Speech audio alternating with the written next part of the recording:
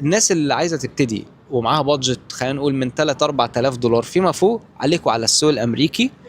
سوق حلو جدا، بس هيبقى ناقصك النو هاو. وانا في فيديو عامله كورس مجاني 7 ساعات، وفي كورس تاني ساعة ونص فقط للبحث عن المنتجات. هبعت لك يا مروان اللينك الفيديو، حطه في الديسكربشن. الفيديو ده يعني انا بدي كورس، مش لازم تخشوا تشتروا الكورس، ما عنديش اي مشكلة. شوفوا الفيديو، انا شرحت فيه النو هاو، شرحت فيه ازاي تدور على منتجات بنفس الطريقة. تدخل بقى السوق الاماراتي او السوق السعودي. بص يعني هجيب لك من الاخر تمام، هكون امين تمام. انا الحمد لله بارتنر، يعني امازون ادز بارتنر في الشرق الاوسط، يعني شريك رسمي لاعلانات امازون في الشرق الاوسط.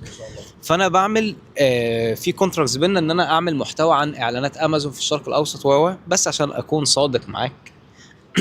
لو انا عندي منتج في امريكا، ده يساوي 30 40 منتج في السوق المصري او في السوق الاماراتي او في السوق السعودي. يعني افريج عدد القطع اللي المنتج بيبيعها في مصر 3 4 قطع في اليوم، ده الافريج العالي. لا، الافريج القليل في امريكا 20 30 قطعه في مينيمم.